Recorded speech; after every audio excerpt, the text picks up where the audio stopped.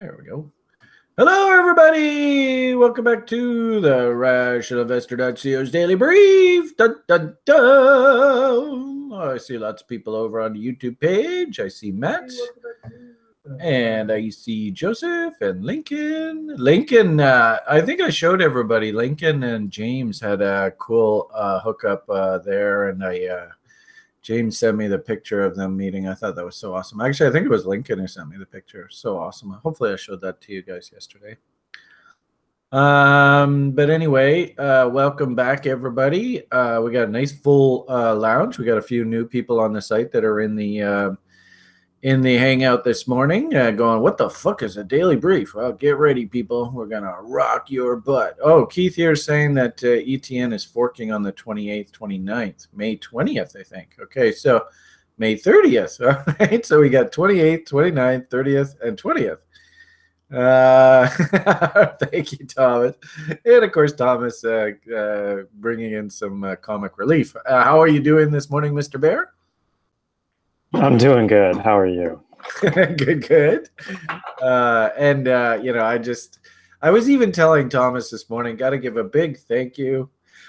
Gets me a little verklempt and I get a little choked up, but every single day I wake up and I thank my lucky stars that I have all of you beautiful people in my life. So thank you very much. But let's see if we can rock this thing. Thomas and Iwanio and I were joking yesterday.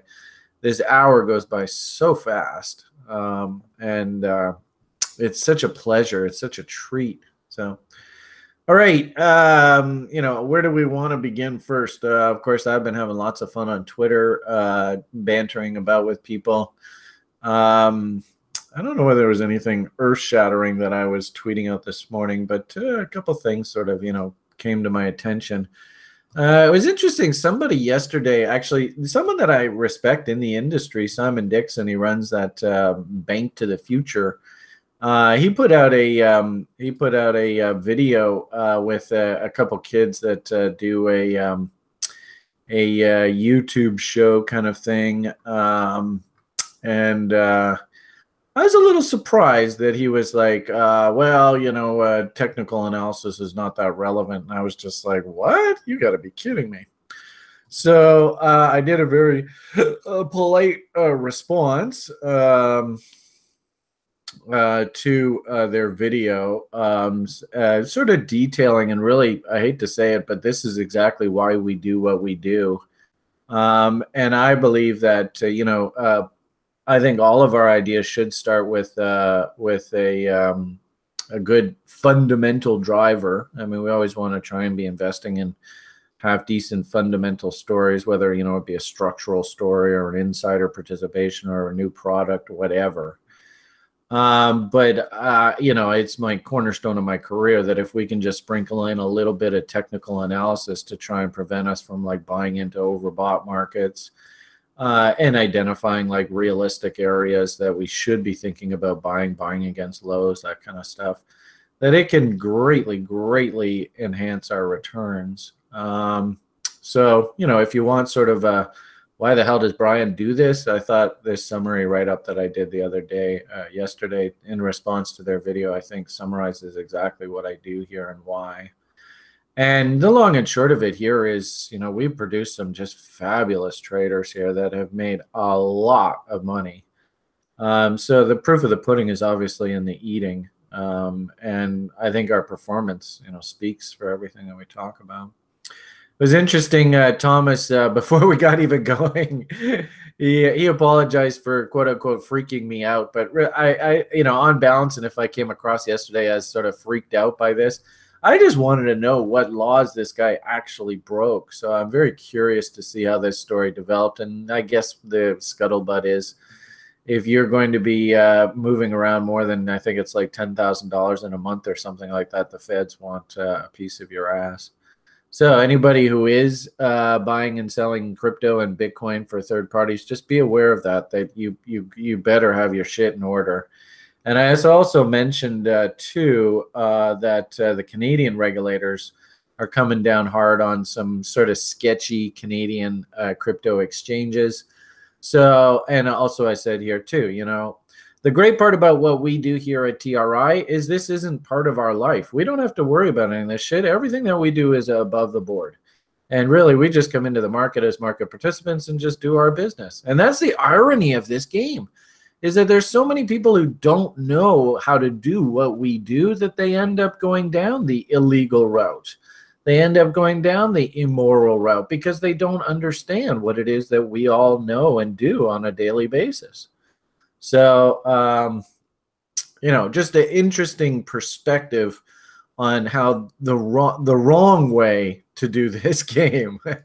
And all you got to do is just hang out in the Daily Breeze for a while. Just, if you want to. So we're actually adding a few, I think 2 more new TAs to the TA pool. Feel free to book a tutorial with any of these people. I think they're extremely smart, and they, I've already seen several site people say they're just so tickled pink by the tutorials that they've booked with people like Thomas and Graham, and Ian is creating quite a following too with his day trading program. So we don't have to live this life, and this really isn't part of our vocabulary. We just get in there, build our plans, hunt our setups, live with the results. Interesting, and if anybody does know this in the community, somebody was pointing out, and it was kind of cute, this young guy has basically said he's going to go take a couple jobs, he's not going to live in an apartment, he's going to live out of his car, and everything's going into crypto. And so I said to this guy, I was like, okay, rock on, it's awesome that you're saving money and you're investing in your future. Now let's just teach you how to do this correctly so you don't go fucking blowing all your dough on chasing tops and shit.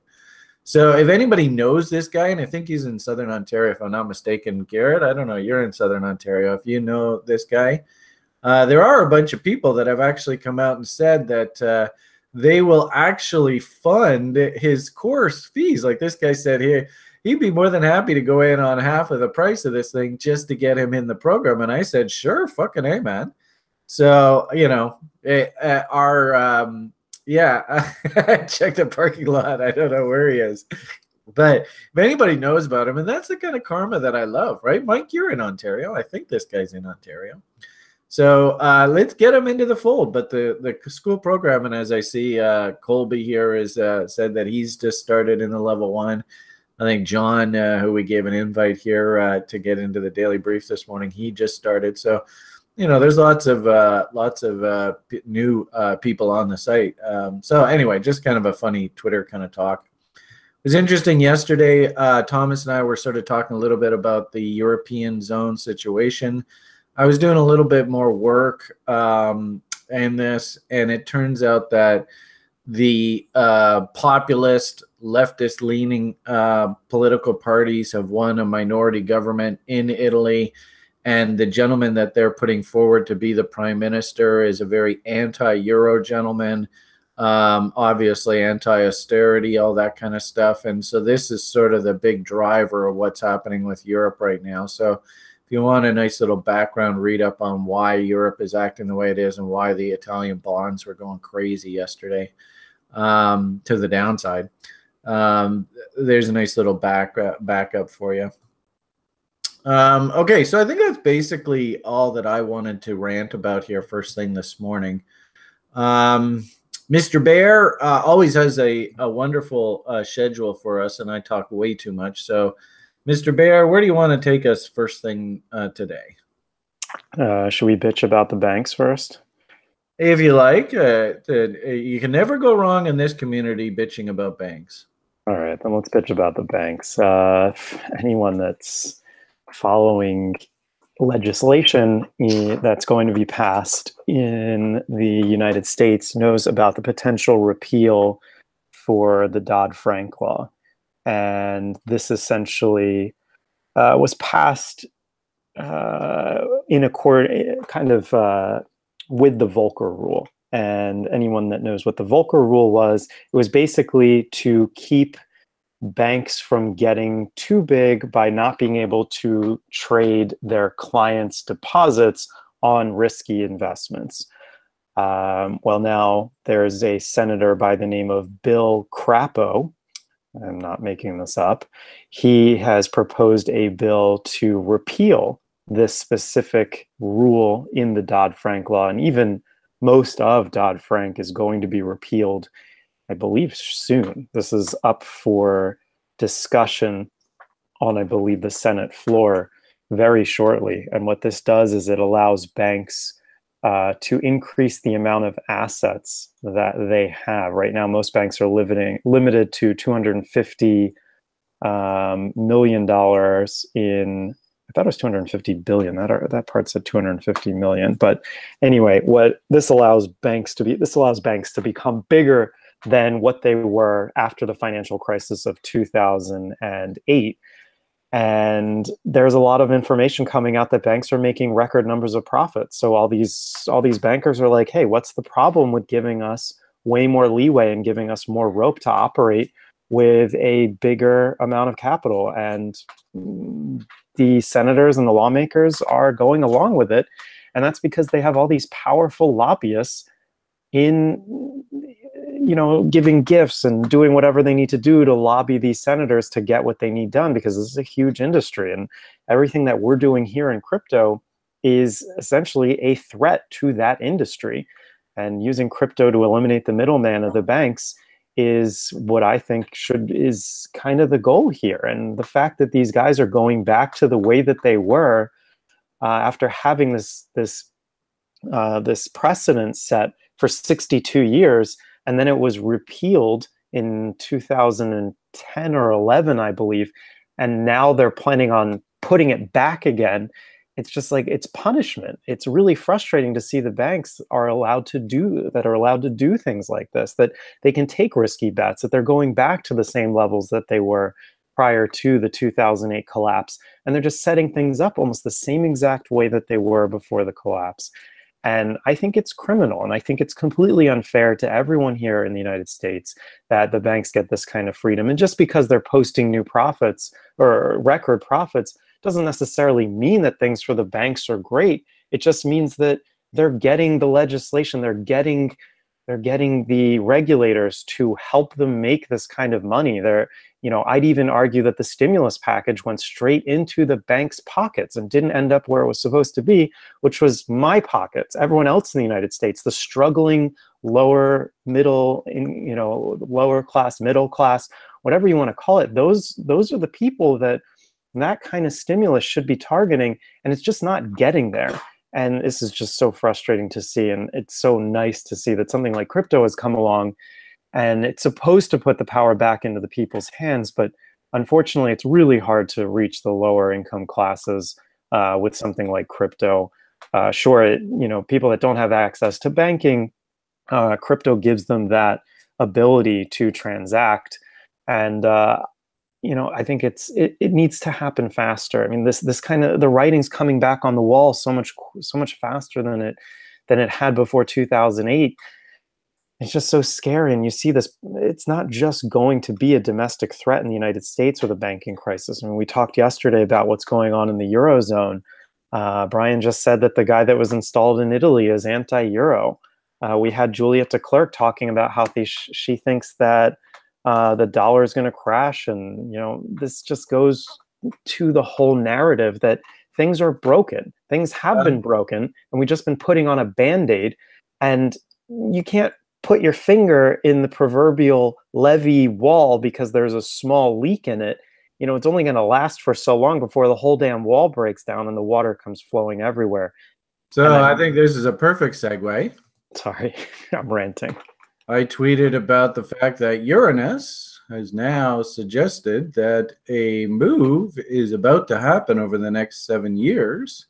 Hey, and ex-NFL football player Ricky Williams says that he's made the same prediction. Bought cryptocurrencies because Uranus moved into Taurus, means a financial shakeup is on the horizon. So it looks to me like it's already written in the stars, dude. I mean, that'd be nice. How do we get Bitcoin to $100,000? Well, maybe we have the collapse of the United States of America. Who knows, right? And I don't even care if Bitcoin goes to $1 million. I just want this nonsense to stop. It's so old, and it's so frustrating. It's almost cliche how corrupt it is, eh? Oh, it's so bad. And I really didn't even see it until I came to you, until you look at all of the different pieces of the markets and you start to understand how the prices move, and then you start to see all the moving parts, when you can put them all together, it's just glaringly obvious. And I think that anyone in this space who is a serious trader and who understands how these markets work, which you should if you're a trader, the corruption and the manipulation and all this crap, it's just so glaringly obvious that it's painful to watch happen day in and day out, to see the public get screwed. I mean, we can talk about talking heads and all that other crap, but I used to always muse when I was younger. Well, and even now to today, maybe it would have been better if I was just like a dumb knucklehead that just went and watched football, and maybe I was a garbage collector or something, and I went to the, the Kiwanis Club on every Wednesday night and just did the, like middle class. Don't think, because it's just so painful when you look how brutal these silly humans can act, eh? Mm-hmm. So yeah, and they, I hate to do it to you, and like a guy like John just joined the site. I hope you don't realize, John, if I have my way with you, you're not going to be able to look at the world the same way again. So this is sort of one of the side effects of taking responsibility for your financial literacy and your education and life, is that you actually, you have to pull the curtain back and you have to see what actually is really going on. So, yeah. And if anything, that's half the reason why we're all into crypto to begin with, right? It's because we've just had enough of this nonsense. All right. Well, so that's happy, joy, joy. It's actually interesting because in one of my tweets this morning, I had pointed out, and this always pisses the fucking crypto community off to no end, but I actually believe that the biggest beneficiary of crypto, ironically enough, is going to be these banks that we hate so much. And there are articles already coming out. They're going to their shareholders now and saying, you realize that with crypto, we can fire all these employees, which means that our profit margins are going to go up even more. So I find that's an ironic, kind of sad twist of fate of crypto. And you can see nobody liked this tweet at all. Actually, yeah, there's my screen there. Nobody liked this tweet at all. But I've made the argument, and it sucks, but I've made the argument that financial institutions, they're gonna be very happy with the advent of crypto. But the interesting thing too is we are heading into a growth phase. And so the question is, what drives the growth? And I might make the argument that crypto actually is going to be one of the massive drivers of growth here for our society going forward. So, take the good with the bad. Try and, put yourself into a position where you aren't a bitch of the banks. Try not to be so psychologically dominated by them running heavy credit card debt, massive mortgages, stuff like that. And the interesting thing, there's an old adage I live my life by this: neither a debtor nor a lender be. If you're not part of the debt system, either on the lending side or the borrowing side, then all of that bullshit that they do is meaningless. It's the people who are the slaves of that system that there's like no way out. It's a trap. It sucks. So we're all better than the banks. In fact, let's go get a pizza. What do you got here? We're going to go look at some pizza. And actually, today is that pizza day. Yeah, I wanted to wish everyone a happy pizza day. Yeah. Happy Bitcoin pizza day. Yeah, so this guy ordered from Papa John's 10,000 Bitcoins, which at the time were trading around 0.004 cents. And he ordered 2 pizzas costing $41. And right now, that's about $41 million for 2 pizzas. So happy pizza day. And if anything, that's a great anecdote of capitalism, right? Because at that point, just the sheer fact that they could buy anything with Bitcoins was a massive achievement. I'll admit, I'm an idiot that used Bitcoin to buy my laptop, which is now worth like 80 or 100 grand or something stupid. Oh, wow. All Oh, right. yeah, we never talked about Gox yesterday. We sort of finished off. What's the latest scuttlebutt coming out of Gox? Yeah, I totally forgot to share with this on the Daily Brief. I tweeted it out on, I think it was Friday. This came out on May 18th. So Mt. Gox Legal, anyone that's familiar with the story, they're the law firm that's heading up the effort to move Mt. Gox out of bankruptcy and into civil rehabilitation, because under the current Japanese bankruptcy proceedings, the creditors will only receive $483 per Bitcoin. And that sucks considering Bitcoin right now is trading around $8,000. So They're this, gonna do that, eh? Fuckers. well, here's what they're working on, and they have been working on for a while, is that if you transition from bankruptcy proceedings in Japan to what's called civil rehabilitation, then we can take the existing assets that are under the control of the trustee and distribute them to the creditors at more of a current rate, and more even, you could even distribute the assets in Bitcoin to the creditors, which is what we all wanted in the first place. But according to bankruptcy law, again, it's impossible to distribute assets in anything other than Japanese yen or even fiat. So what's happened here is we've seen a lot of these coins moving over the last, call it 6 months. You know, a huge amount was liquidated, which everyone said caused the fall of the price, and that the trustee was liquidating them openly on an exchange, which I'd argue has not been proven yet. And the trustee claims that he sold them OTC. But anyway, what happened over the last couple weeks is that he moved an additional 16,000 coins and another 8,000 coins.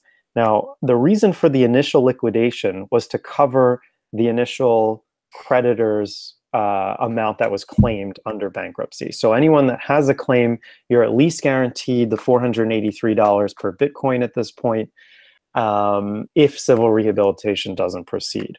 Well, there was an additional 16,000 coins that moved 2 weeks ago, and everyone's like, oh, he's liquidating everything. All these, I think it's 160,000 or so coins that are remaining.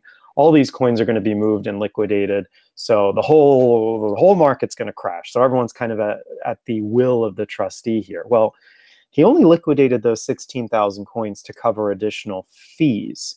And then this past weekend, another 8,000 coins was moved. Sorry, not this past weekend, the weekend prior. Another 8,000 coins were moved, and no one knew why, because we thought the movement of coins was finished. He had liquidated all the coins to cover the fees, to cover the initial payout in yen. But what they didn't account for, and the lawyers admit that they did not account for the bankruptcy statute, which allows 5 to 6% interest paid on the assets held. So those 8,000 coins were liquidated to cover that interest payment. Now, the lawyers go even further, and I'm going to read this verbatim because this is really important.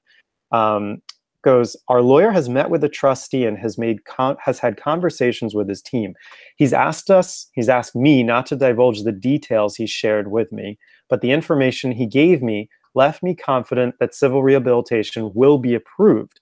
The trustee has to arrange Gox finances in such a way that meet the conditions set out by ITO, and the court can then approve civil rehabilitation. There seems to be willing from all parties involved, but will take some time and probably the sale of more Bitcoins to cover what's necessary here. So this is good news for the creditors. The question ultimately is how many more Bitcoins are going to need to be sold. I'd argue that it's probably not going to be in the amount that we saw at the beginning of the year, but this is ultimately good news to know that 100,000 odd Bitcoins will not be hitting the market to cover what's necessary for this case. So this is good news in that respect, and also for any creditors.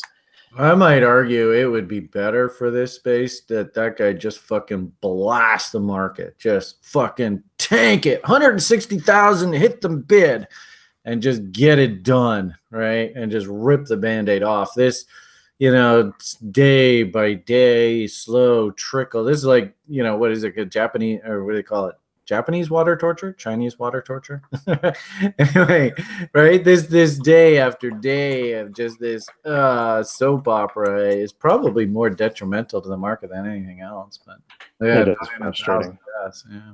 And every time one of these coins move, all the Bitcoin news sites are going to pick up on it. Yeah. But anyway, only time will tell.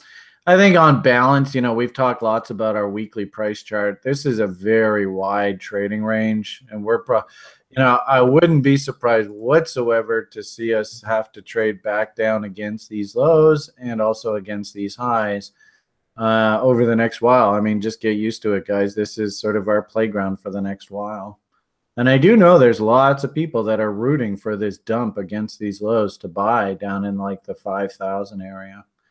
So it's definitely hanging over the market. There's no doubt about that. And if anything, I like to check in with my little how is Bitcoin doing in yen. Let's see what that chart's trying to tell us now.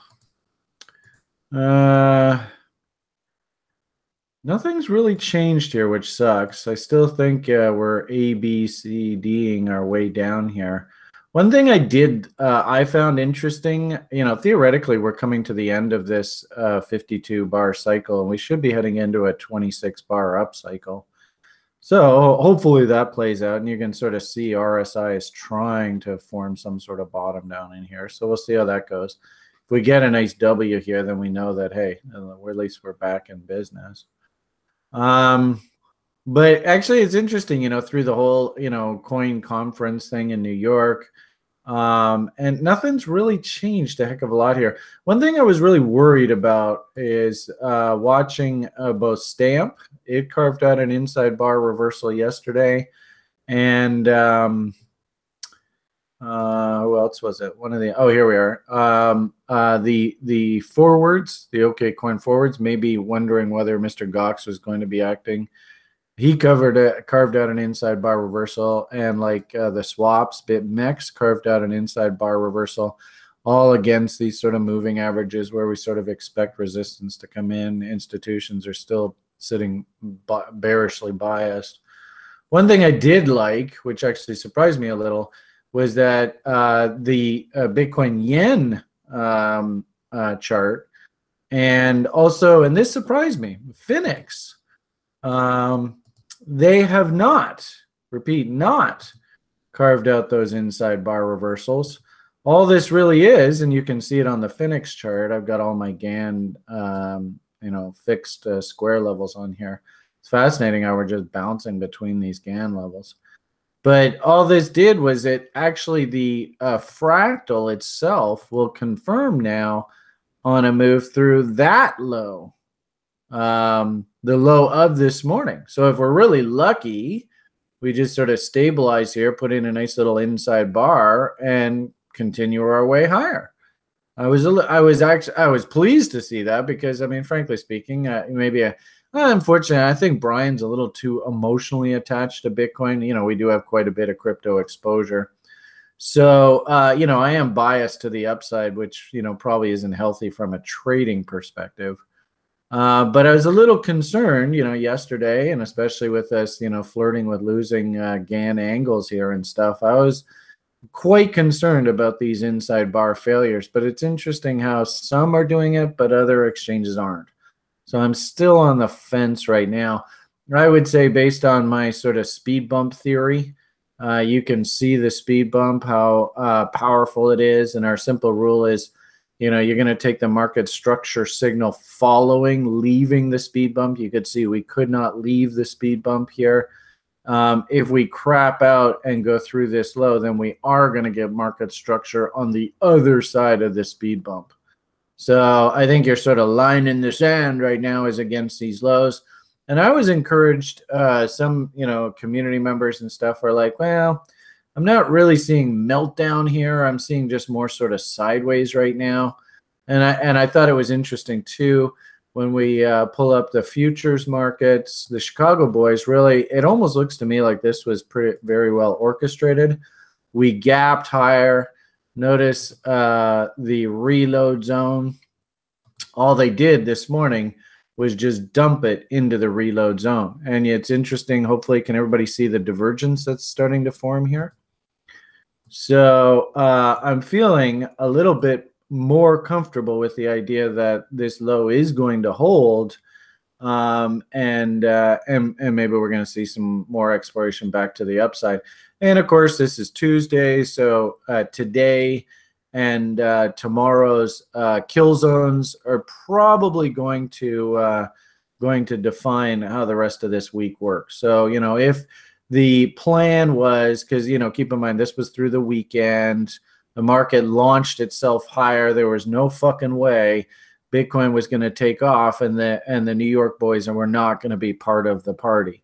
So they simply brought the market back down to the original bottom for the New York boys. Let's keep a close eye on how tonight. Well, I guess we've gone through Tuesday kill zone now. Let's see how Tuesday, Wednesday, sort of London kill zone tonight. If they can bring it back here, maybe a little fuck you against these tails. You can see there is quite a bit of business going on here in Chicago. So people are taking positions, no doubt. And if we're really lucky, maybe we can put in a nice little W in here and we can start rocking and rolling. One could argue we could even start hunting L-tangonators and stuff off of these divergences. Willie was stupid. We do have a double divergence here now. This is a 30-minute chart, so, this is clearly for the day traders. But it's encouraging, and then also couple that conversation we just had a moment ago about some fractals did fire, but others markets didn't. I'm not totally convinced that we're in dump central right now. So anyway, that's sort of my two thoughts on Bitcoin. Actually, did Julian pop in here? Are you here? There he is. Yeah, cool. So why don't we get Thomas's read on yield Bitcoin? And when he's done, Julian, if you can share your screen, would love to get your sort of thoughts on Bitcoin right here too. All right, I'm going to cover the lower time frame because I think Julian doesn't go below the 4 hour. So I'll just leave that to Julian. Brian covered higher time frame, and I don't want to beat a dead horse. But essentially yesterday I was talking about having a short position open with a target. I had a stop set, I believe, in the 8,600 range, just in case this thing went against me. We were flirting with this blue line here, and we didn't quite break below it during the New York trading period, but we didn't trigger my stop either. And my target was down around Mountain Man. I think it was like 83.17 or 83.27 or something like that. And we got hit in the overnight hours. I also had a long that I decided to throw on as we were making lower lows. Momentum was not making lower lows, but instead making higher lows. So I decided to set my bid in the 8,300 range. And of course, when you set a bid, you don't have the opportunity to set a stop until you're filled. So this got filled for me when I wasn't paying attention. My stop probably would have been a little lower, I think. But regardless, I'm in a long position from the 8,300 range, and I'm sitting, I'm sitting with about $100 profit right now. And I'm going to have to work my stops probably at break even here because I don't have enough to move for profit just yet. But my target's going to be back in this range, in this reload zone here, and that'll be my day trade. It's pretty straightforward. Once this thing, I think that the community may actually have an opportunity to get in. Brian was talking about L-tangonators. If this thing comes back down in here and puts in a W, that would be a great entry and would confirm the divergence here. I decided to do a little bit lower time frame to hunt the entry here, which I had seen coming in, and set my bids accordingly. So again, my target's in this area. And I do want to point out one other thing, which is the Finex longs to shorts at the top of my screen. Longs are in green, shorts are in red. This is very disproportionate. We've got the shorts coming to new lows, and longs are trying to make new highs. I'm probably going to sell the majority of my position in this reload zone, but I'm going to hold just a little bit, maybe 10 to 20% of my remaining position in case we decide to continue moving higher. I'm not going to step on Julian's toes too much here, but the 4-hour does not give me the same bullish bias that I want to see as I do on the 1 hour. So my guess is the trade is on the hourly for the long side, and anything that is bearish is probably going to materialize more so on the 4-hour after going back up to that area. And I'm seeing signs of the daily's momentum waning on the bearish end. And if we do go back up and come back down to put in that eventual W, that would set up a nice momentum divergence as well. And you can see Willie is coming into the oversold area. I got that right. You got it right today. Way to go. And I like what I see. I'm not going to, I seem to be, there was some mention, and I want to thank Grim for pointing this out, that I keep talking about being bullish Bitcoin. And that's not from a time frame perspective. Like if we look at this daily chart and I zoom in, I mean, this does not look bullish, right? This looks bearish from what we're seeing here. But fundamentally, and even on a different technical level from when I use spreads charts, you've seen me allude to those, I am cautiously bullish. I'm not as bearish as I usually am, and that's just from what I'm seeing from a lack of dump happening on this daily chart, and also from what I'm seeing in spreads, where spreads have gone sideways, consolidated, and haven't broken down yet at all. So yeah, I hope I cleared to see the premiums hanging in there. Yeah. So I won't go any further and let Julian come on and see what great. Yeah, I'd really like to hear what's on Julian's mind. All right, sir. Well, we see a half of your screen. All right, looks like he's getting himself all set up. I think you got to put your microphone on, though. Yeah, hold on 1 second. Okay. All right. Well, Julian, I'm ready to go. You ready to go? Okay. Okay. So a lot of what Thomas said, I basically agree with. I didn't catch much of what Brian said. I only joined a little bit ago. So this is my 4-hour chart of Bitcoin. Let's start the daily real quick. So the daily for me, it's a mess here because these are formatted for 4-hour. But the daily for me is still bearish. I don't see any bullishness just yet. If I adjust this a little bit, there was a bit of a bullish breakout here, but it failed. And I can't get bullish until it gets above what I call my VIP line, which is an average of the past 1,000 days. So until it moves above that line, I'm not super bullish on Bitcoin.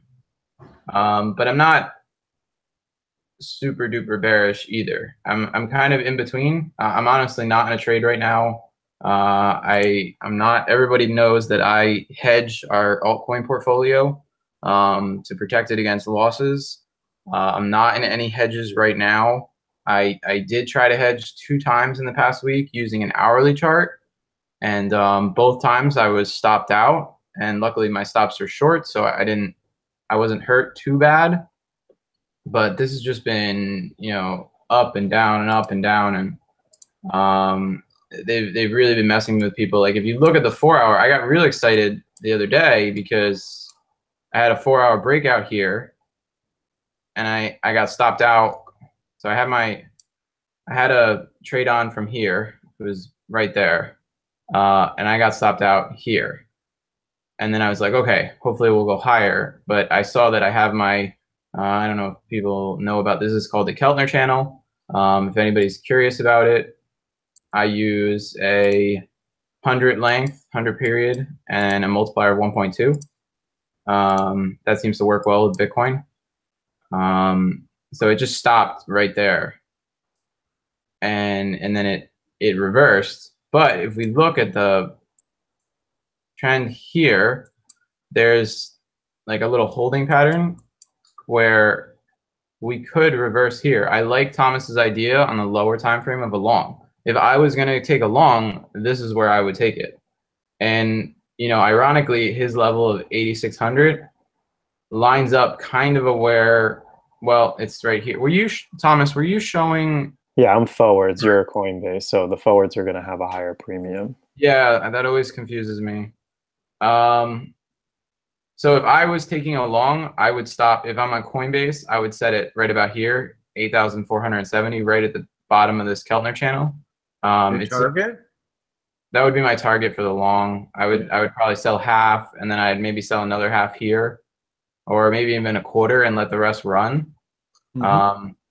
So I'm not, like I said before, I'm not overly bearish, but I'm definitely not bullish. So I would say I am very slightly bearish. I don't like what I saw with the histogram here, this breakdown. That's about it for me as far as Bitcoin. I'll do real quick my altcoin universe. So this is the daily altcoin universe. It's the top 20 on Bittrex. So here's I always show this. Here's the coins that it looks at. Is that top 10 on Bittrex? Top 10, sorry. Is that Ben's script? Yes. No, Yeah. Pequot. Yep. Okay. So thank you.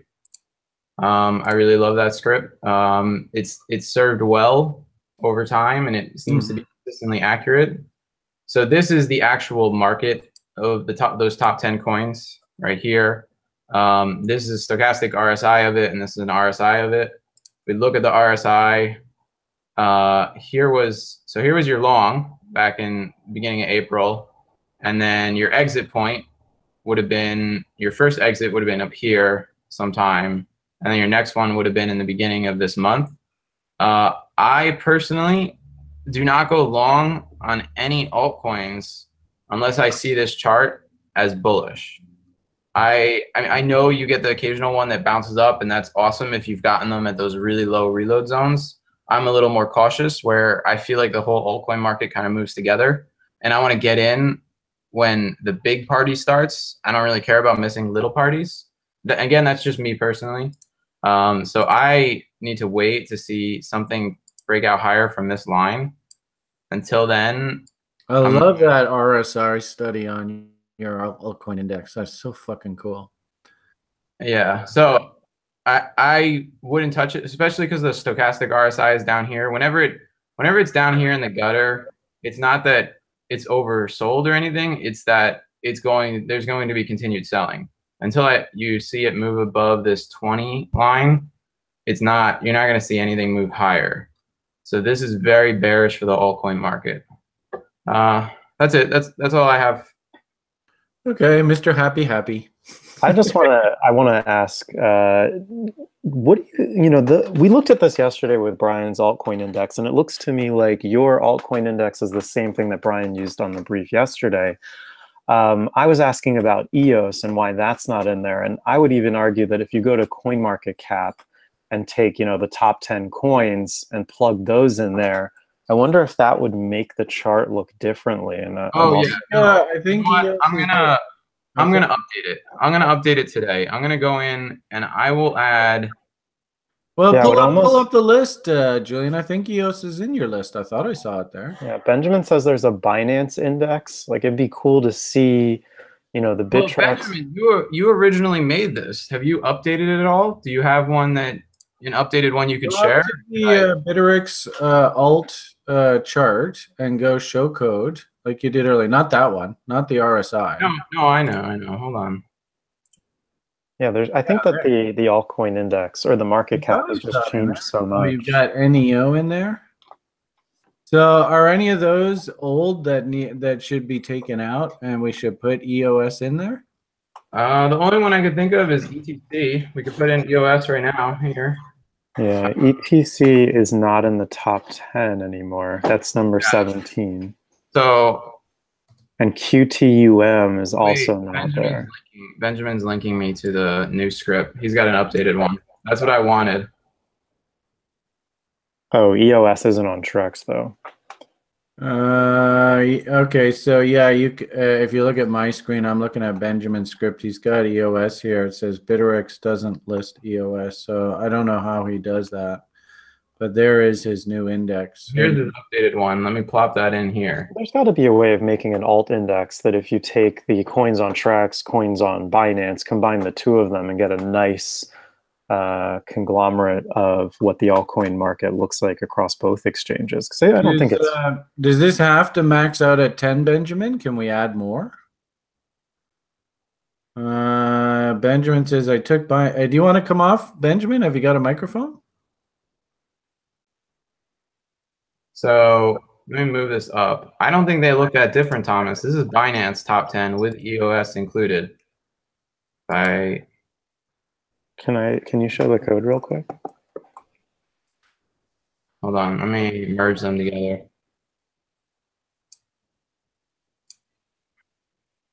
Ooh, that's cool. So, no, hold on. I need to scale them together. Okay, here you go. Here's the code with Binance. Okay, that's better. Yeah, so this is updated October 23rd, 2017. Yeah, I mean, look how close it is. Yeah, I mean, of course, most of the altcoins are kind of functioning similar to what Bitcoin is doing, with the exception of a few names that aren't even in the top 10. But what about the internals? Are you using an RSI from the Bittrex data also? Yeah, the RSI is built off the Bittrex script. Is there any way that I mean, I assume the RSI is going to look the same as it would for Binance. We can do it. How did I do that?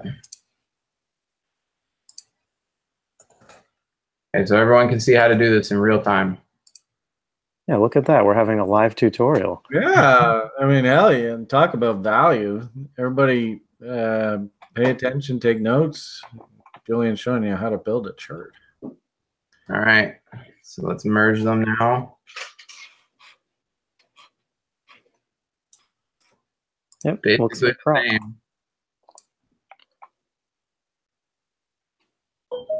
I think you might have received slightly better signals on the Binance one. The curve looks smoother, slightly, not much.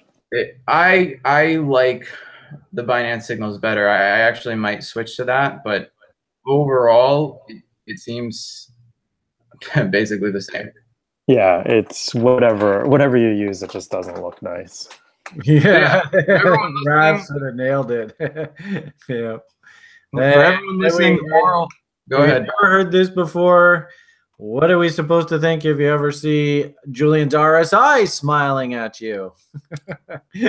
Uh-oh.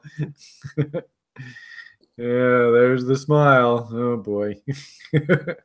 Yeah. So sorry to be the bearer of bad news. I said this, a week and a half ago, too, that I didn't like the way the altcoin market looked. I still don't like it. I'm not buying. That's the moral of the story for me. Hey, Julian, do you mind drawing a line? If you look at where May is at the bottom of your chart, do you see that last peak that came up in the index itself? Yeah, on the 5th? Yeah, keep going. No, to the left further. There's the lower peak a little bit further to the left. Yeah, left, a little bit more. That last peak there. If you don't mind drawing a line off that top peak, a horizontal line at the top of the index. Yeah, in the index, just so that we can see where the index could potentially bottom. You mean where it could top? I think it means on the actual price index, not the price study. Exactly. No, I know. You want a line right here at 90, right? No. On the actual index itself. Yeah. Right here? Nope, to the left and down, the last peak. There you go, right there. Yeah. So it looks like 0.06. So there's a little bit more down to go. And I'm showing a Turtle BC chart. And this thing, this is the buy market percentage. And it's Thomas's screen? Yeah, we just see a blue head.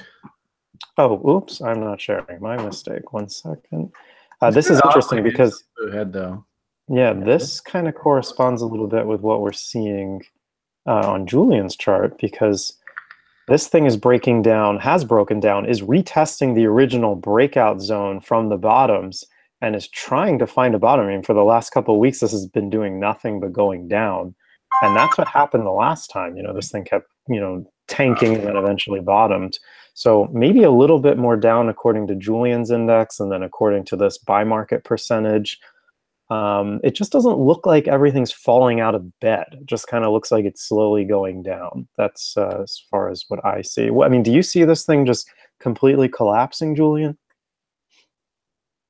I think Julian's on a call right now. I would, you know what, and it's going to probably sound a little amateur, but you know the names that I'm watching right now, and this is exactly what led us out of the last bottom, is names like Candy. Notice he's come down, washed the fluff out. He's all ready to go. Look at the divergence coming in. Look at Willie Nice and Stupid. You can see the sellers are basically gone. And I think the Topes. Isn't something going on with Canada with the marijuana legalization? Yeah. Doesn't that happen soon? So I know it sounds kind of funny, but I wouldn't be surprised if the pod coins lead us out of this trough again, like they did last time. So I would, you know, we can look at, I think pot coin's another one that's trying to come down. I mean, look at that, guys. I mean, can you see the divergence? Can you see Willie Stupid? Can you see the W trying to come in on OBV here? And I mean, look where we are. I mean, this is everything that we teach in the school and the course and stuff. And we've been playing this game for about 3 or 4 years now. Every fucking rally, the pot coins always lead. So if anything, you know, sort of your guide as to you know, when is this slide going to be done, and when do we start seeing, you know, bottoms come in on Julian's studies on the altcoins and your turtle charts start to turn? My hunch is just let's keep an eye on the pot coins and see which ones lead us out of this. Anyway, that's sort of my thought there. I also noticed guys were mentioning that Sen built a index for Kraken. I see quite a few people on the YouTube page are making reference to Kraken as well. So, you know, we might want to consider building out one of those kind of indexes for Kraken as well. Thank you very much, YouTubers. I see you guys over there. All right, I'll shut up now. Who wants to? Julian, was there anything else you wanted to add to the equation? Nope, sounds like he's occupied. Nope, I think we covered everything, at least from okay, cool. Thank you very much for your contribution today, Julian. Totally appreciate it. And FYI, people over on YouTube are saying they love your nice, clean, simple charts, and they love your analysis. So I'd love to have you back on as a regular contributor if you feel like it. All right, Mr. Bear, where do you feel like taking us next? I want to give Kevin Kavarkanator a little credit here. He's saying that we want to see the Turtle BC chart to bottom under the 10% level. And I think that's a pretty good level to be watching. The last time this thing went below 10%, it rallied back up again. And same thing here in July, 6%, 1%. Same thing here back in November, under 10%. So we're close right now. We're at 14%. We probably, you know, we definitely need more on the downside to fulfill that that criteria, but we're close, and you know, we're seeing that from Julian's RSI indicator. We're seeing that here now. So I would even be as bold to say that we're closer to a bottom on these indexes than I think we may know right now. So we'll wait and see and wait for those things to bottom. But there's one thing that I do want to cover before we run out of time here, and that's Verge got hacked or exploited again after this originally happened in April, where they used a spoofed timestamp to trick the mining protocol into thinking that they had the correct time and that they were mining the same block over and over again. The same thing pretty much happened again today, and $1.7 million worth of Verge were stolen taking advantage of this protocol. While Verge said they hard forked back in April to correct it, what they really did was hard fork to put the coins back where they belonged and didn't really do anything to eradicate the vulnerability. Verge is yet to acknowledge the attack. I heard that they were under a 51% attack. Yeah, I mean, I I'm not sure what the nature of that would really be, other than this is just that people are spoofing the blocks. So if you get a whole bunch of people spoofing blocks, you could theoretically take control of the network if you spoof enough of the coins. I guess that would make sense, right? So if you get enough people to control 51% of the total circulating tokens, does that mean you would have control of the network? No, it wouldn't. You'd have to take over the mining pools. But I guess it could potentially be possible if you did it on a big enough scale. Interesting stuff. But right now, Verge is just calling it a denial of service attack, which seems a little immature in my mind. But this is certainly going to be something we have to follow as it unfolds. And I wouldn't be surprised. Let's see what a Verge chart looks like in the face of news like this. Yeah, she looks heavy, no doubt. But, you know, the irony of this, everybody knows where TRI's long Verge, right? Anybody over on YouTube know where TRI's long Verge? Yeah, Mr. One Satoshi. Well, okay, 2 sats. You dropped the ball. So, you know, sitting at 608 sats, there's still a bit of risk in this name as far as I'm concerned. So, yeah, I mean, you could give your TA on this, but I wouldn't touch this with a 10-foot pole. So. No, definitely not. I also bought not quite as low as Brian, but certainly not from any. I wouldn't be buying where we are now. One more thing that I want to cover is Nano. There's a lot of rumbling in the US about gambling restrictions being repealed. So you can pretty much run a gambling site in the United States now and not run into legal trouble.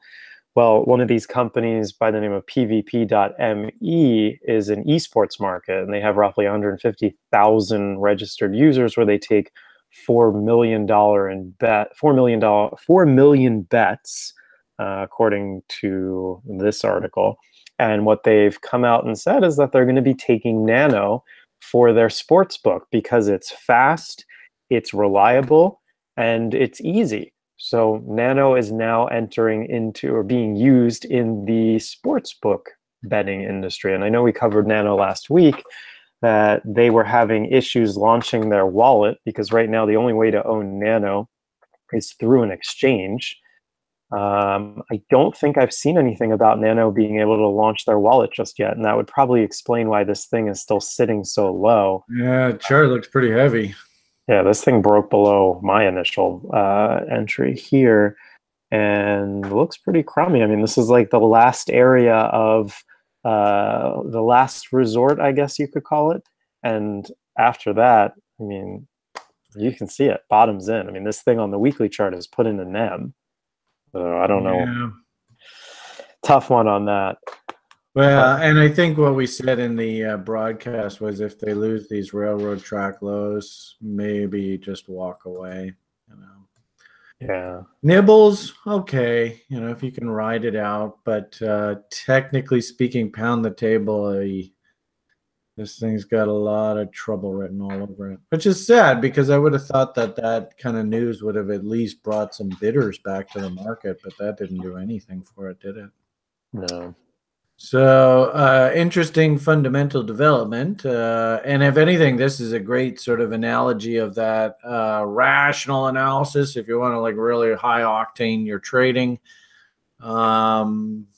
great to find good fundamental drivers. But if the charts are emming out in the face of that fundamental news, that's generally not a good sign.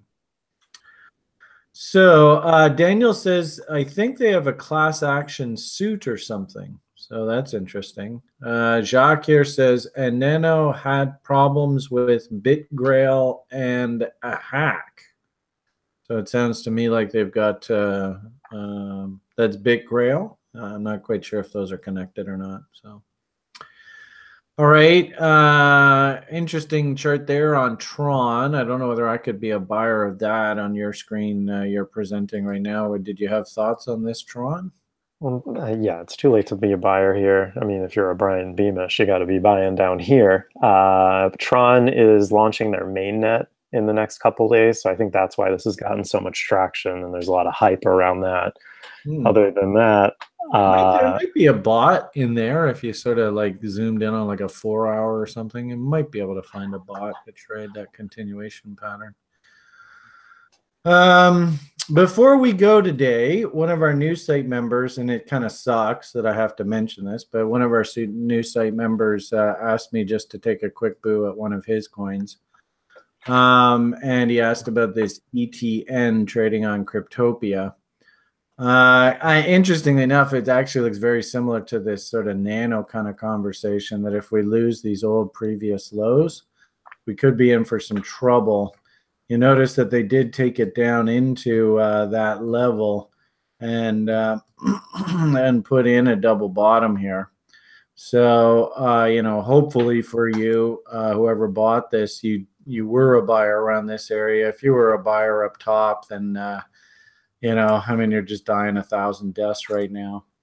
You know, momentum wise, not really anything to get too excited about. A bit wishy-washy, a little bit of a divergence, and really was stupid here.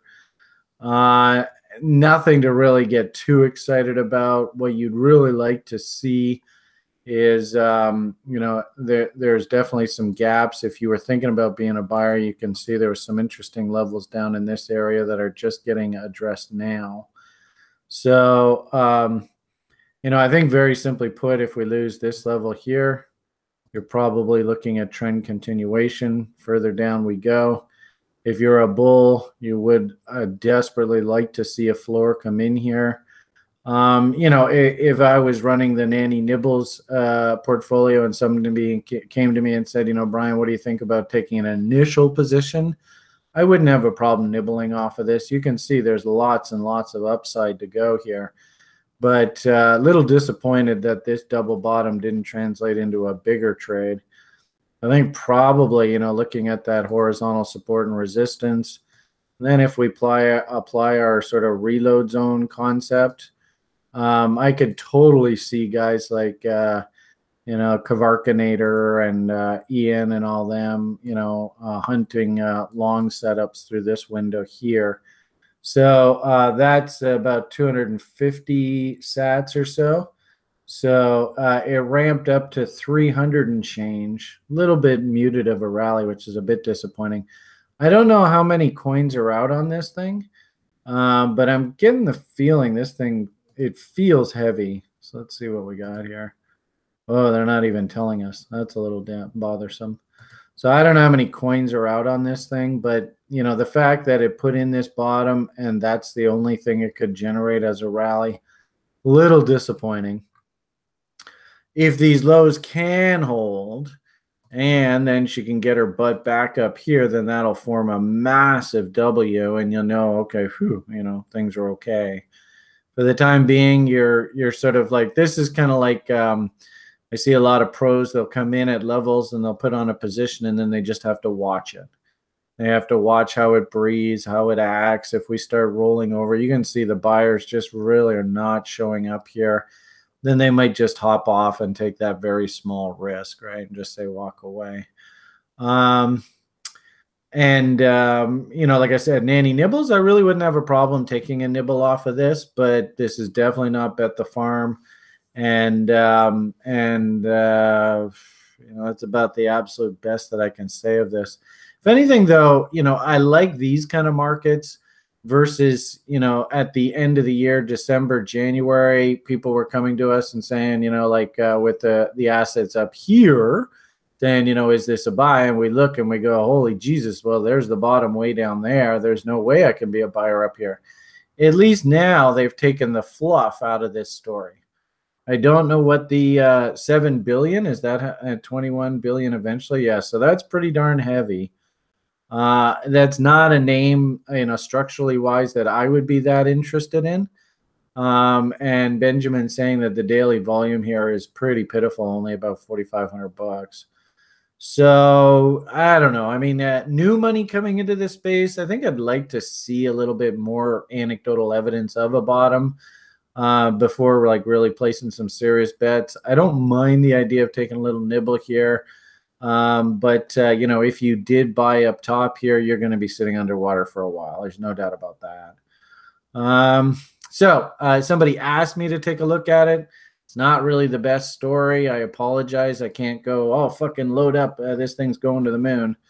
I'm just going to have to give you a cautionary statement at this point and just say, you know, right now we are just simply asking whether these lows are going to hold. And if they don't, you know, you can't really trust. That's why I was down on that lower time frame chart. A lot of charts on Coinigy, their very first candle will print a zero print right here, which, you know, obviously isn't real.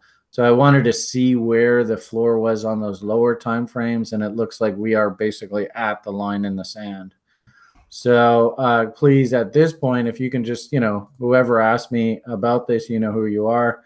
If you can just call up your buddies and say, okay, get off your asses and start, you know, putting in a W here, bottoming this thing, hold these lows, then I can start getting more interested.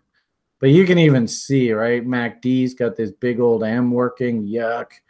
Willie is getting stupid again, but, you know, lower highs and lower lows, nothing really to get excited about there. And where are the buyers, right? This is concerning, especially this candle right here. That's an up candle. It generated almost no buying interest. And following that event, she fell out of bed. So just a big hurry up and do nothing on a name like this for me right now. I'm sorry. I want to, you know, be like, yeah, you're going to make $1 million, but I just don't see it here. It sucks. All right. So probably quick update before we head out. Did a little bit of nibbling. I bought...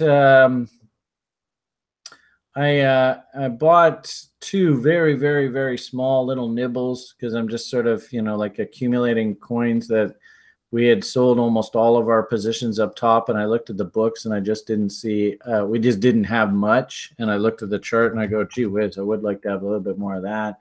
So we did a little nibble, got filled on a 78.6 tag here on Factum. We added a bit. You can see the divergence here. You can see Willie Stupid. So I'm very interested in taking a little nibble here. We had like almost none of this left on the book. So took a little nibble on that guy. And then yesterday I had started working a couple bids on Nexus. And isn't that interesting? She's turned back up now. Son of a bitch. So I wanted to just grab some yesterday, and I grabbed a little bit at the market. And then I worked another bid off of this original double bottom. And I got filled on the second double bottom bid order first thing this morning. And now you can see she's turned back up and made new highs. So, and I love these kind of trades because in essence, the market opens up, it heads down. These guys are all bears. If this can turn around and close up and actually get through here, then now all of these guys become trap bears. And if the price does come back down here, they're going to buy back their positions and just cover their trades. So if anything, when you see these kind of tails in here off of this, if this can reverse and close up hard here, then this is such an awesome little support window. And if you want to join me, you know, just get your bid working in off of that tail there, and away we go. But I'm frankly speaking, I'm a little surprised that this thing's up because it was down, just basically sitting on my bid level. So long and short of it here, I know the boys aren't really overly bullish right now, but I'm the type of guy that I like to force myself to go in and buy against the bottom end of the range. And quite often it means when I do these little nibbles that I do have to force myself to step in and buy in down markets. And like I said earlier, if you don't have positions on these pot coins, I think they're basically coming back down into levels as well. So, you know, build your plan.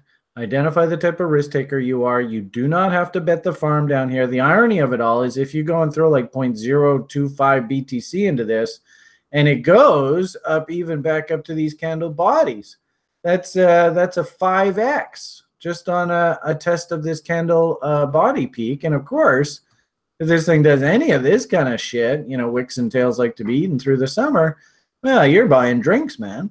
So you don't have to bet the farm to make great money on these names, but you have to build your plan. You have to understand what type of risk taker you are, and basically act accordingly. And when the market comes down against lows, you got to force yourself to step in. Okay, so a couple ideas that for people to chew on. I think there are names out there if you are in a buying mood. I think there are some things that you can nibble on. I think Thomas and Julian, excellent content for you guys. And I love how we can have different perspectives on the market on a daily basis. So thank you so much. Yeah, I love Tokes. Tokes in here looks really good. Same sort of thing. Good look. I mean, look at that. That motherfucker's going to put in a W here. Oh, actually, no, that's in a lower. Is that a lower low? I don't know. But they actually held these lows too, didn't they? So, you can see we're in that altcoin market shitty, right? What I do like here is that the sellers are not really that interested, and she's just sort of drifting. But yeah, I mean, there are names that I definitely would be willing to go out and buy. Now, there's that. Now, Dav goes and puts that son of a bitch out there. And I actually tweeted about him earlier today. Anybody, what's this? Please look at the daily member requests on the .co. What are you telling me here? This here? Should we look at a couple of these? Is that what you want me to do? I think I said that I was going to yesterday, didn't I? All right, so I won't go through all this list. That's just too much. But let's see what we got here. Hi, how would lastingly rising, let's say up to $150 oil price impact BTC price, considering its energy intensive mining process? This is a really good question, Shrinking Pot. As a stock broker, we used to always oh, am I on the wrong screen? No, I think I'm on the right screen. Ryan's screen. What screen am I showing? Maybe I should do that. Does that make it a little better? I think I'm on my screen now. Did I totally fuck that up? All right, Christian. Hey, Christian, can you reach out to the other Germans on the site? There's this Alex. I don't know whether you've hooked up with him. And also Frank. And if you and Axel and Ian, I don't know whether you're still over on the YouTube page. You're over in Germany. I've had a number of people ask to hook up with you. If you could just sort of reach out to these guys, and if you want to create like a little German group on the Telegram or whatever, we could probably still use that Rocket Chat group. You did one for Telegram? Okay, cool. Because I've had a number of requests from the German community within TRI to sort of congeal. So are we ready to make the official switch over to Rocket Chat, Julian? Are they ready to go? Yeah. What are you saying here, Julian? Yeah, so, for the time being, we're still using the Telegram groups, but understand, everybody, as soon as Julian gives us the thumbs up, and Sjord gives us the thumbs up, we're all going to make a mass migration over to the Rocket Chat. So just be aware of that, okay, guys? But for the time being, just until we get to that point, we'll use Telegram as sort of a go-between. But I just would like for you guys to just reach out and connect with each other, because we got quite a few.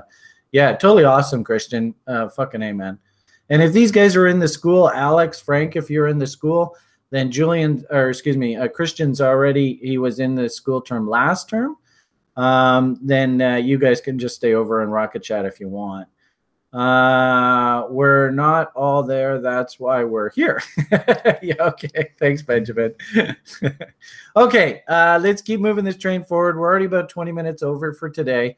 But I really appreciate your participation, everybody. I love doing this, so I could talk all morning, but I know we should probably wind this up relatively soon. Okay, so we used to have an old rule in the market that said that business managers, they, especially when it comes to like big purchase orders for technology goods, they really drive the market. And so the question ultimately here is, yes, old school Daily Brews, yeah. The business managers have a choice, and especially back before we had things like Windows 95 and stuff like that, people were still using, man, I still remember using, hell, I remember using MS-DOS, but anyway, that's going way back. But there was a long time, especially before the turn of the century, business managers had either the choice. They could spend money on energy, which really they had no choice to, electricity, right? Fuel for their vehicles, fuel for, heavy machinery, whatever. It was a cost of doing business. If, however, energy prices came down, then that freed up business managers' budgets to spend excess money that they had in their budgets on improving productivity. And of course, introducing things like Windows 95 and stuff like that. Huge boost to Mr. Gates, becomes billionaire because the business community all goes hard in on his productivity products, i.e. technology, building out of the internet, all that kind of stuff, make our companies more efficient, more profitable. So what often happens is there's this battle at board of directors meetings. All right, we've got X amount of money in our budget. We're either going to spend it on stuff just to keep the lights on. If that costs a little less, then we can go and invest in productivity, i.e. technology. And so tech stocks would go zooming up if energy prices would go down. And this seesaw in the marketplace was constant. You could almost set your watch to it. So the point of the matter here is, how does this affect crypto? There is sort of a running consensus, I suppose, on what does it cost to actually mine one Bitcoin? And does the relative change of crude oil prices affect the cost of electricity?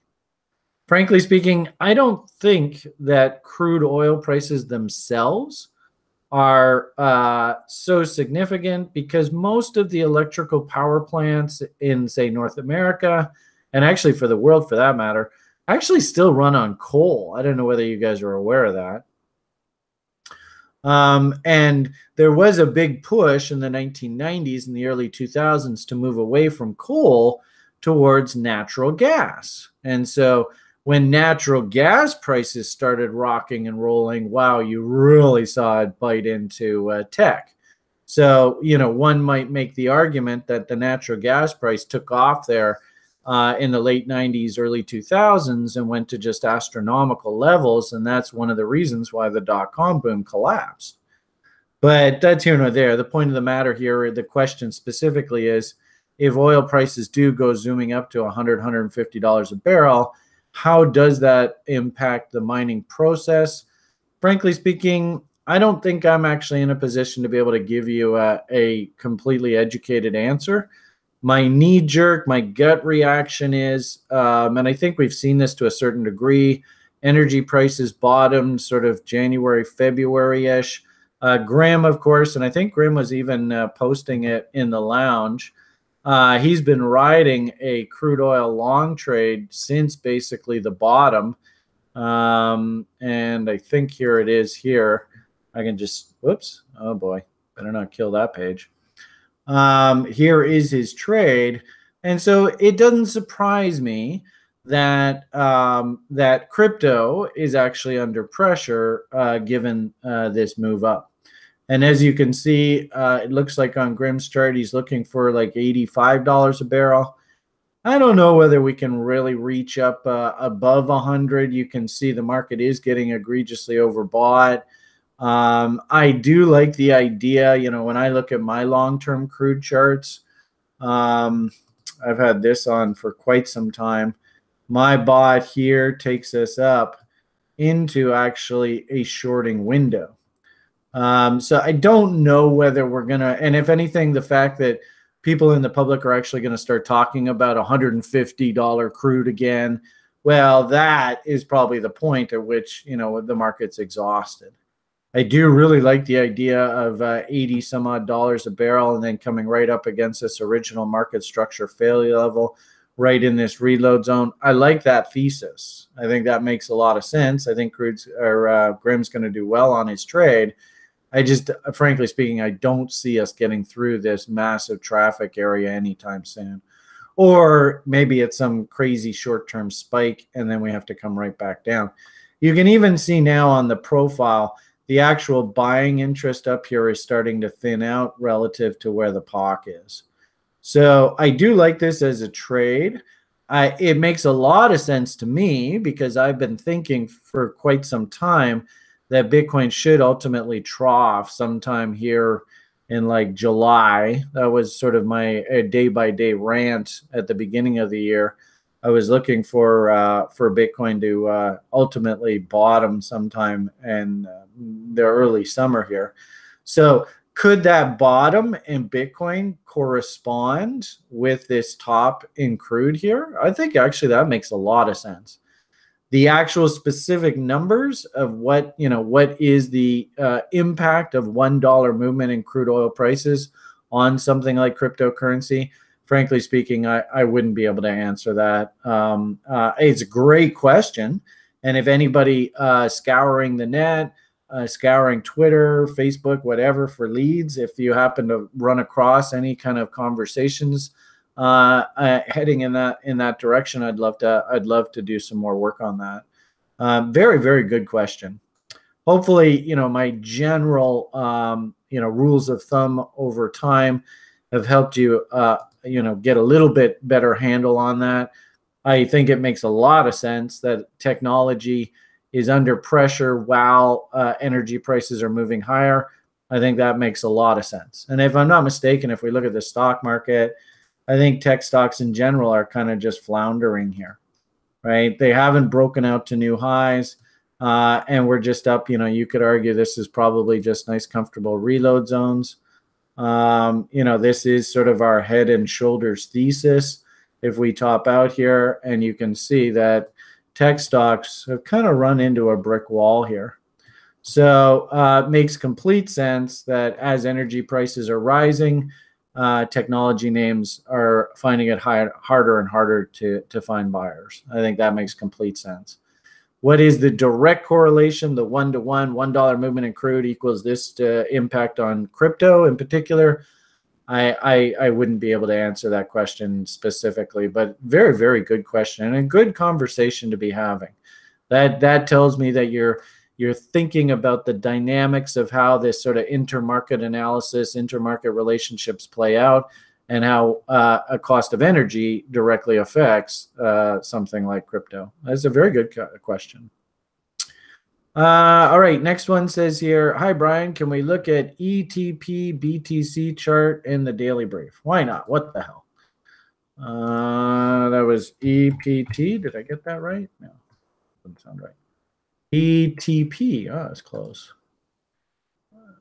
ATP. All right, relative to Bitcoin, I see, interesting, they have a whole bunch of longs and shorts here. I'm not quite sure what that's all about. They've got it only on Finex here, so this is the only exchange that we can look at it. That's not bad. Looks like, oh, wow, there's lots of money. And the interesting thing is, we're probably going to find as we go through name by name by name by name that all of the fluff from last winter's nonsense has been taken out of price. Just like a few of the other names that we've looked at, we're basically bumping up against the bottom ends of ranges. I don't have an account on Finex, so I couldn't buy this over there. I can't really comment. I mean, I suppose we could take a quick look at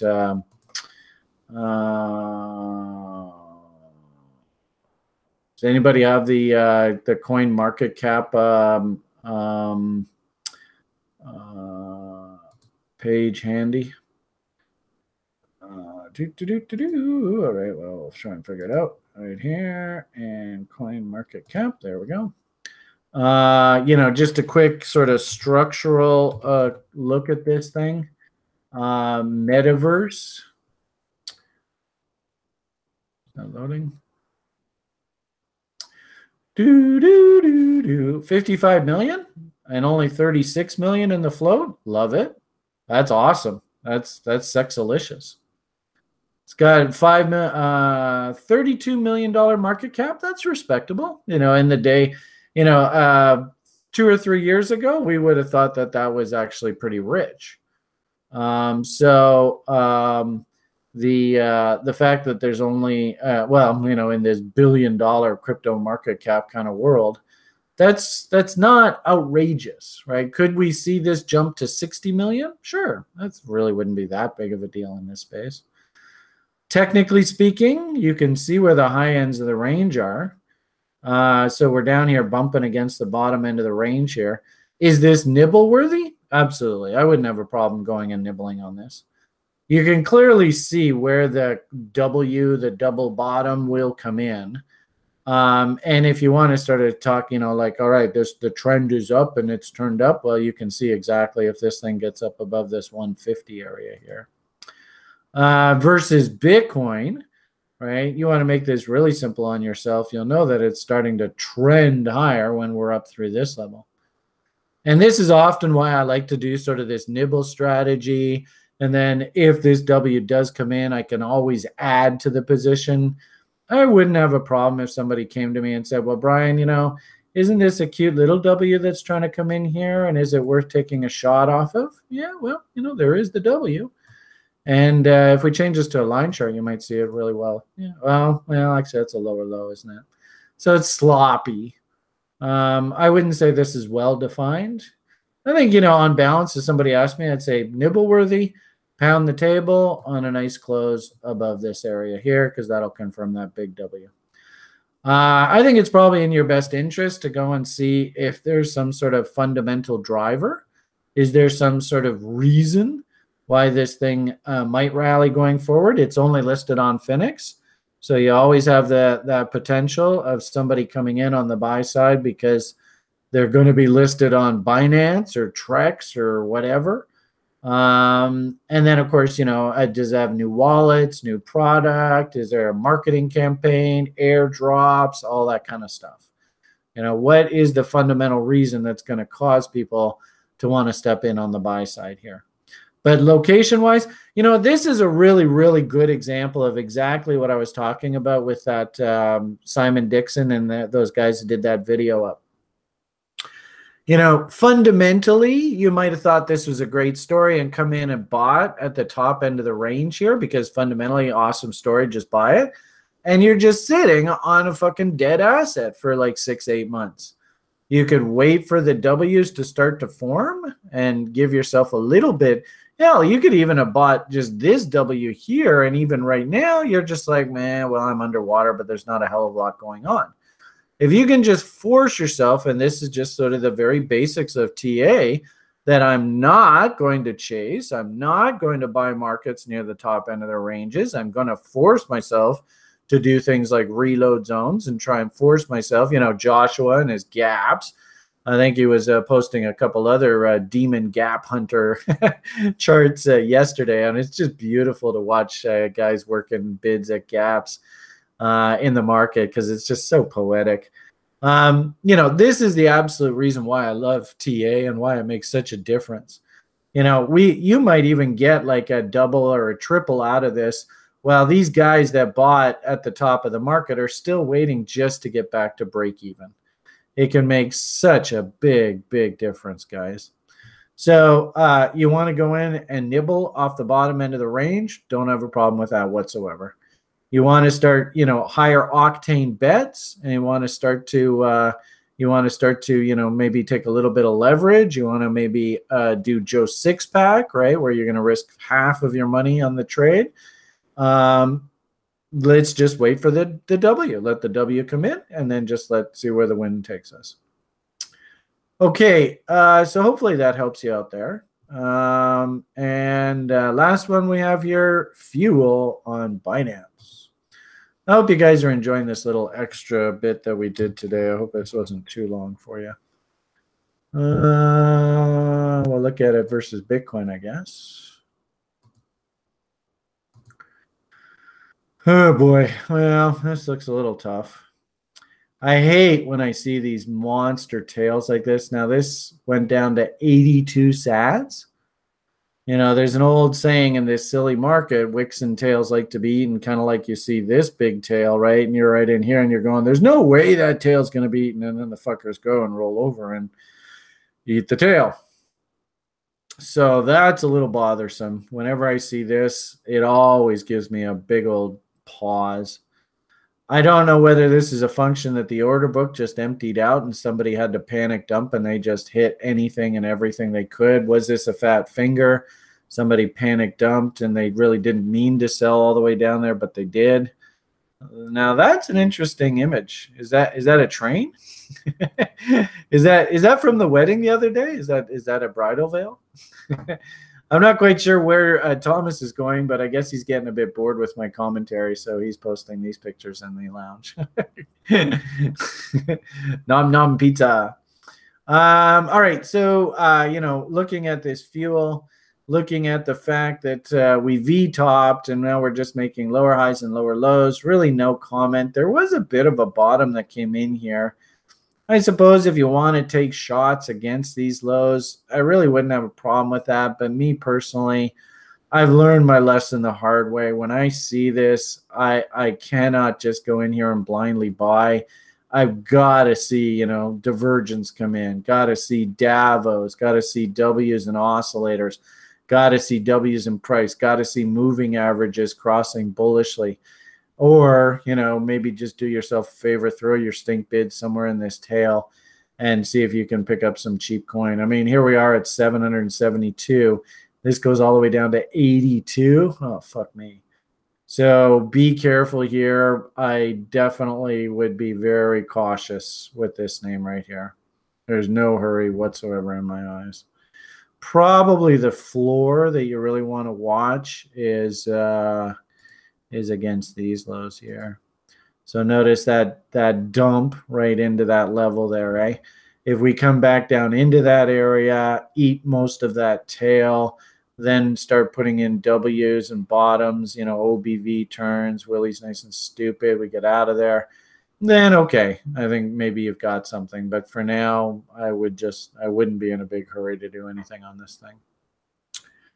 Okay, I think we'll leave it at that for today. We gave you a good hour and 40 minutes. So I noticed that when Thomas starts posting clothing pictures in the lounge, he's getting a little bored. So, all right, why don't we leave it at that for today? Thank you very much, Thomas, for your contributions. Great job as always.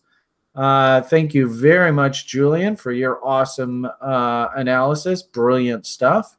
Love the whole 1 + 1 = 3 atmosphere here at TRI. I think I saw, Garrett, you even posted, what did you say here? Bodhi says, October 2017, cost of 1 Bitcoin equates to 20 barrels of oil. All right, so you guys are already starting to do a little bit of research on that. Thank you very much, Garrett. Thank you very much to everybody. Always a pleasure. Yeah, Thomas and I were even saying this hour goes by so fast. In fact, it went by so fast, we're already almost approaching 2 hours. So have yourselves a great day. Enjoy yourself on the site. If you have any questions, please feel free to reach out and ask. Welcome to all our new level 1 students. Hopefully, we'll get you all set up and ready to go for the pending bull that should develop here through the summer. Let's go out and kick some ass together. All right, guys, have yourselves a great day. All the best, and bye for now.